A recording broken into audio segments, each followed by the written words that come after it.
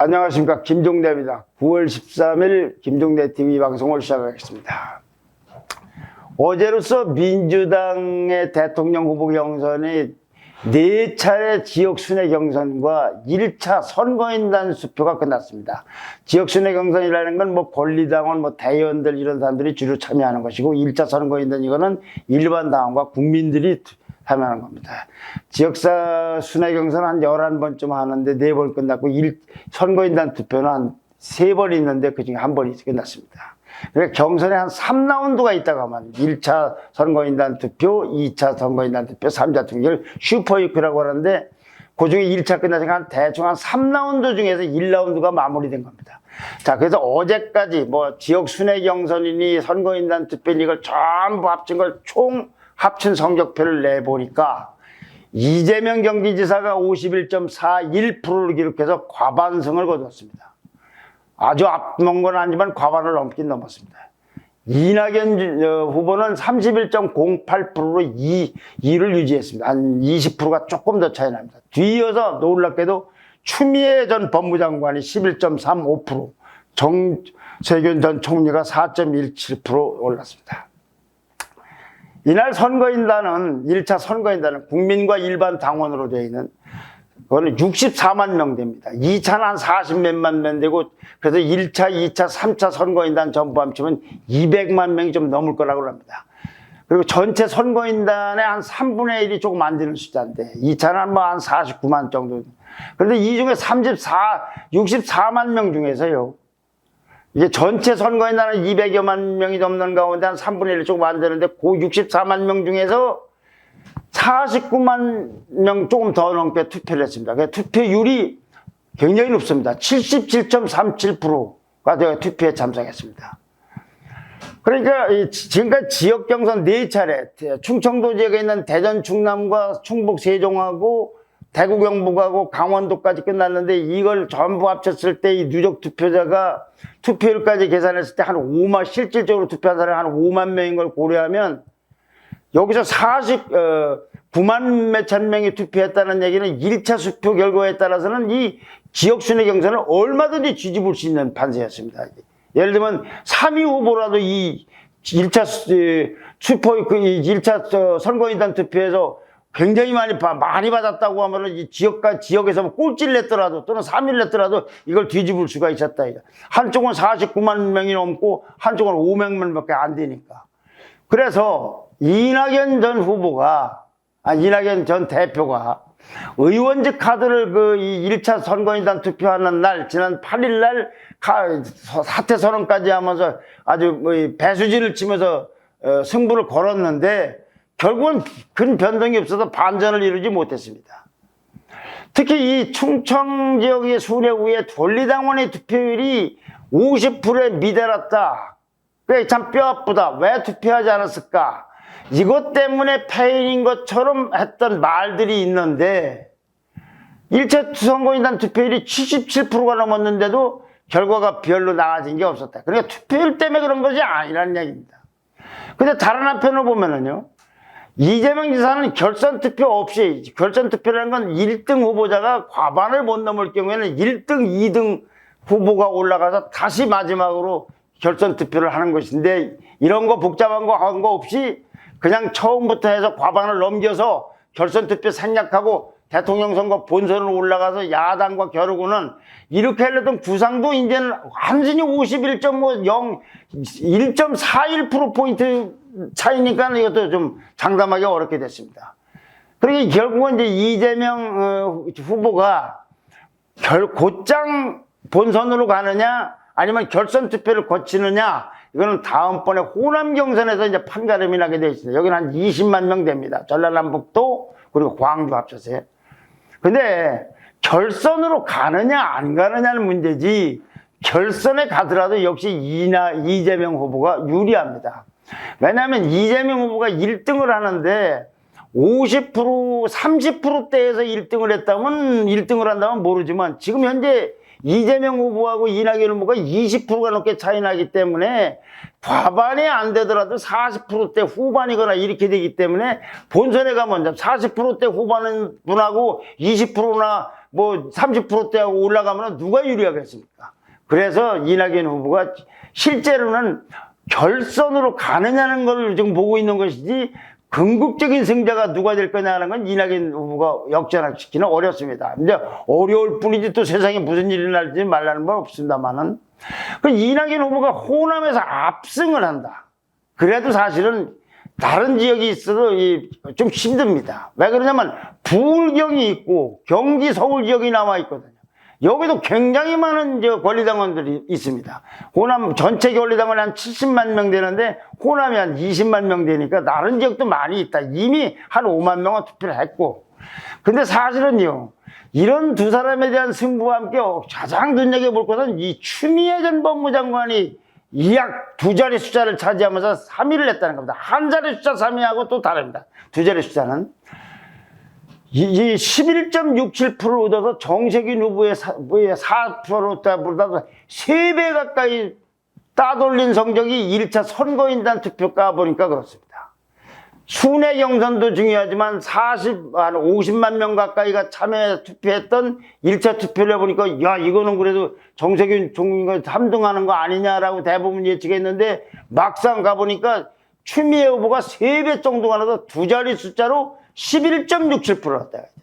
그 앞으로 추미애 후보가 2위나 1위를 하는 거는 뭐 본인 희망은 어떻든 간에 좀 어려운 걸로 보이지만은 이 추미애 장관이 두 자릿수 3위 했다는 것이 사실은 어제 1차로 끝난 1차 슈퍼웨이크 결과에서 가장 놀라운 관전 포인트가 아닌가 생각이 됩니다. 하나는 윤석열 검찰의 고발 사주 의혹이 이 민주당 지지층, 특히 이 조국 지지층이 그동안 계속 윤석열 총장과 맞섰고 윤석열 총장을 집중적으로 공격했던 추미애 후보로 결집한 효과가 나타났다고 볼 수밖에 없습니다. 그만큼 여권에는 윤석열 총장을 비토하면서 조국 지지하는 세력이 막 다수는 아니겠지만 일부가 건재하고 있음이 확인된 겁니다. 그래서 그들하고 이 고발 사주 의혹 같은 것과 이들이 움직임 같은 것이 엉겨서 민주당 경선에서 이제부터 정말 대단한 변수가 될 것 같은 걸 예고하고 있는 겁니다. 또 하나는요, 추미애 대표 결과적인 이 선전으로 인해서 두 자릿수 3위로 해서 이재명 후보, 이낙연 후보가 둘 다 타격을 받았습니다. 둘끼리만 다른 사람 다 무시하고 자기네들끼리만 싸우는 줄 알았는데 두 자릿수 3위가 나타났다 이거죠. 우선 이재명 후보에게는요, 이 과반을 무난하게 넘겨서 본선으로 가려는 계획에 약간의 지금 차지려고 있습니다.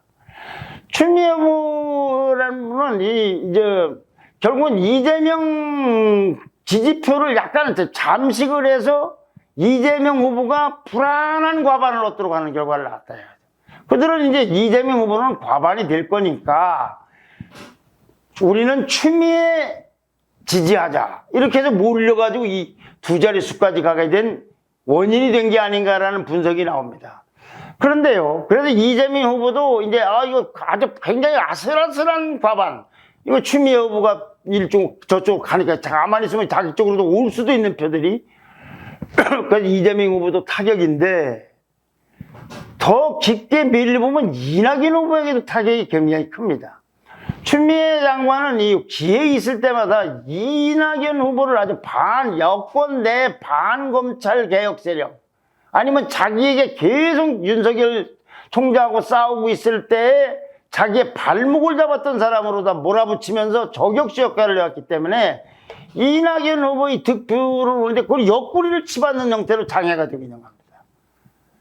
그러니까 이 추미애 지지층은 이재명 후보가 과반수가 못해서 결선에 올라간다 하더라도 이재명과 이낙연 중에 누구를 택할 거냐 할 때는 이낙연보다는 이재명 후보를 택할 가능성이 큽니다. 그래서 제가 장기적으로 볼 때는 이낙연 후보에도 타격이 크다고 말씀드리는 겁니다.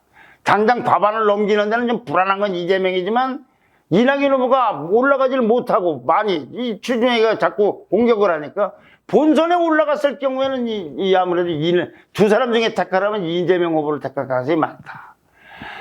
다만 특히 말이죠, 이 조국 지지 세력이 여기 중요한 거는 추미애 장관이 조국 세력을 조직화하고 이끌고 있다기보다는 조국 지지하는 윤석열 비토 세력이 누구를 택할 거냐 했을 때 추미애 장관을 택한 측면이 강하지, 추미애 장관이 이들을 이끌고 있는 측면이 강하지 않기 때문에 이들이 나중에 결선 투표를 가든지 어디 가든지 똘똘 뭉쳐서 집단 행동을 할 가능성은 충분히 예측할 수가 있습니다. 그리고 이들은 아마 민주당 내의 경선뿐만 아니라 대통령 후보 선거의 본선에서도 아마 조직적으로 아주 맹렬하게 움직일 가능성이 있습니다.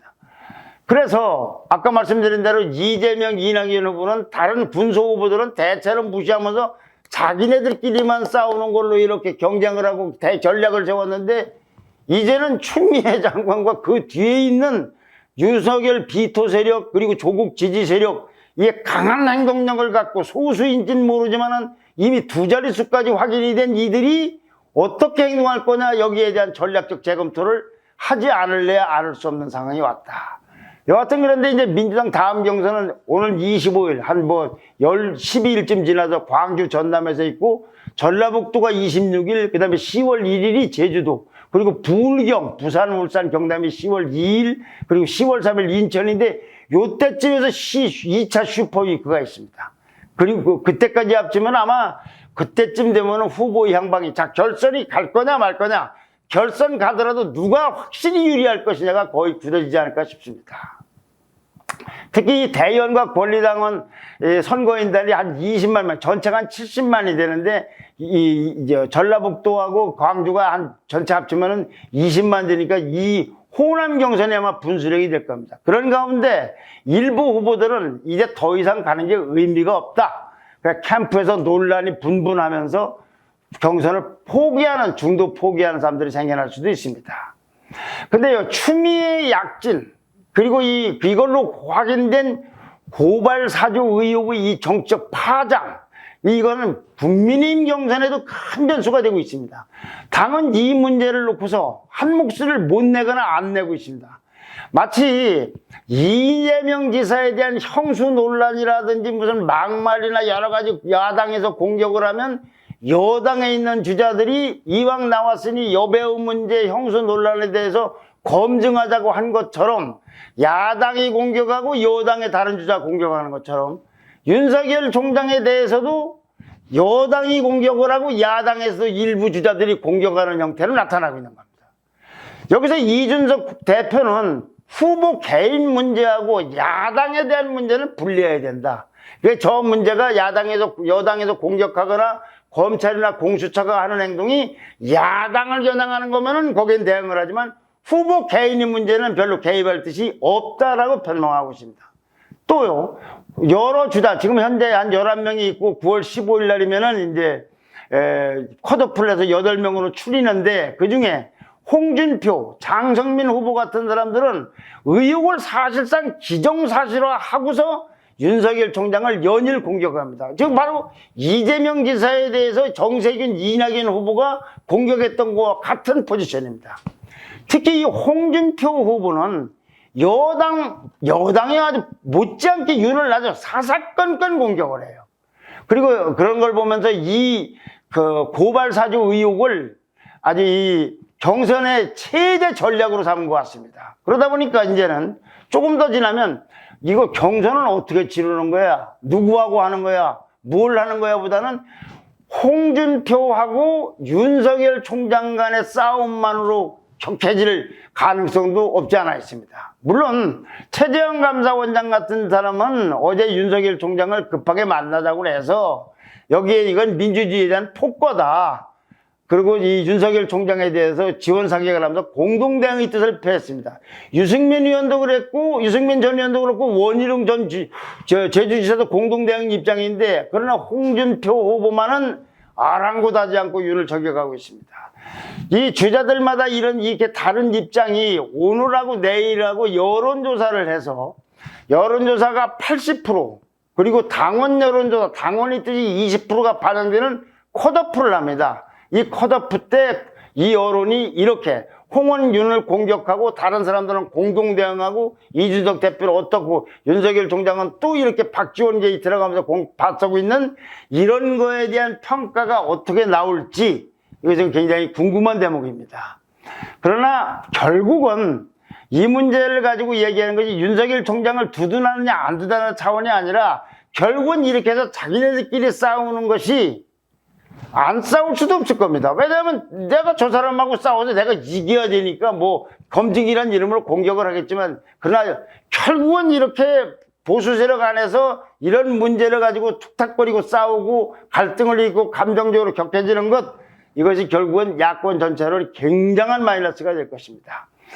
공수처, 검찰, 민주당이 일제히 경선을 펴면서 이렇게 지금도 시끄러운데 여기다가 추가 폭로가 이어진다면 여당보다는 야당은 아주 심각한 상황에 빠질지도 모릅니다. 그런 의미에서 주자들과 이준석 대표의 아주 현명하고 지혜로운 대처가 필요한 시기가 아닌가 싶습니다. 그래서 결국은 추미애 후보의 민주당 경선에서의 3등으로 상징되는 두 자릿수 3위로 상징되는 이런 검찰의 그 고발 사주 의혹은 여야의 경선 과정뿐만 아니라 대통령 선거에서도 아주 굉장한 영향을 미치지 않을까 생각이 됩니다. 감사합니다. 댓글과 좋아요와 구독 신청 부탁드립니다. 고맙습니다.